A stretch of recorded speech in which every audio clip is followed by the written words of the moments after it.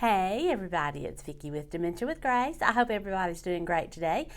I'm in my hat today. I need a haircut and I don't have time to go get my haircut.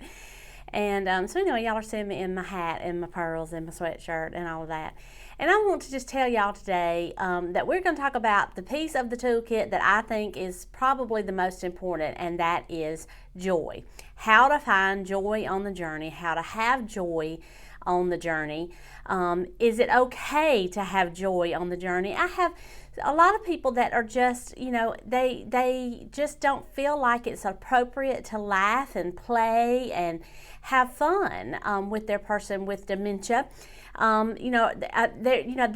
Their concern is I'm laughing at my person, and they don't want to do that. Well, certainly you don't want to do that, but you can laugh with your person and you can have fun and engender joy on that journey.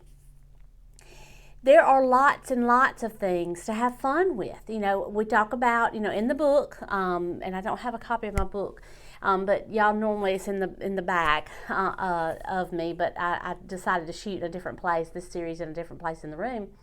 The book is Dementia with Grace, a caregiver's guide. It is a positive view of behavior management, and so that absolutely includes joy. On the gather form, and then you can get the gather form at dementiawithgrace.com. I'll leave all that down below. But you can ask all these questions, and a lot of them engender a lot of joy. It's like a social history. They enjoy talking about themselves. They enjoy talking about their past. They can still connect with their past. They can't connect with their present, and they certainly can't understand the future. People with dementia have, especially when you're looking for information on YouTube and you're trying to figure out, what is next, what is happening. They are usually in stage 4 or 5, and they have an issue with understanding the future. If you've ever told anybody that has dementia that we're going to the doctor next week, they can perseverate over the doctor's appointment. Next, when are we going? Same thing with a birthday party, with anything. They just can't plan for the future, and it makes them very, very anxious. So we try to live in the day, in the moment. And we also absolutely live in the past because they can connect with the past. There are lots of fun questions on the gather tool about how did you plan your wedding? How did you decide what you wanted to be when you grew up? Who was your favorite teacher? What was your favorite subject in school? What was something that you looked forward to on the weekends and things like that? There's lots of questions like that on the tool.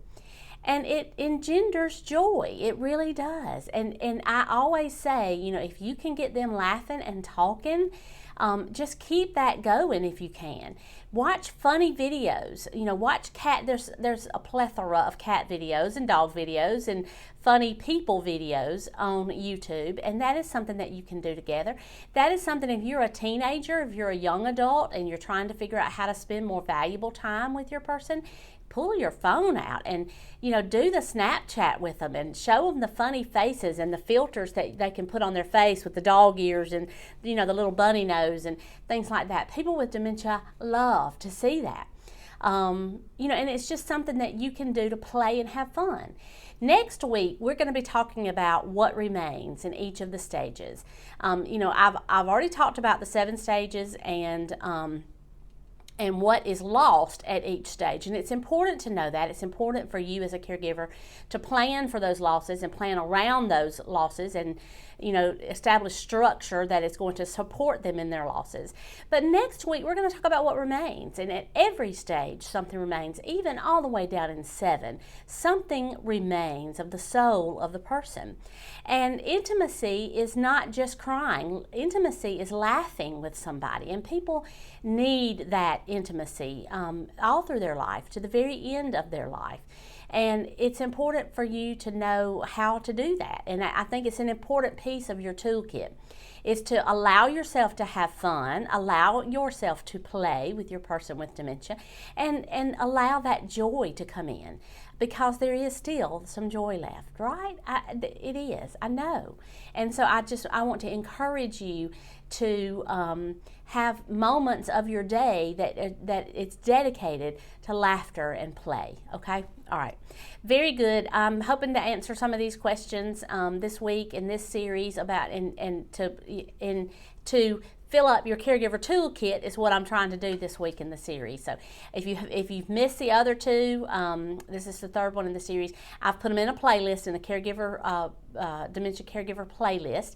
So please watch those. Subscribe if you haven't subscribed. Go ahead. There's a button right down here or right down here that says subscribe.